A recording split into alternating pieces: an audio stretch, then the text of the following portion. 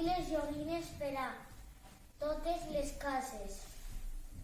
Si seguim els números, segur que no ens en deixem cap, però per això som el 14. El vehicle que utilitza el Pare Noel per anar a repartir regals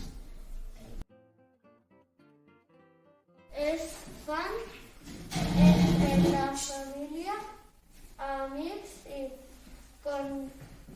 coneguts aquests dies, sobretot.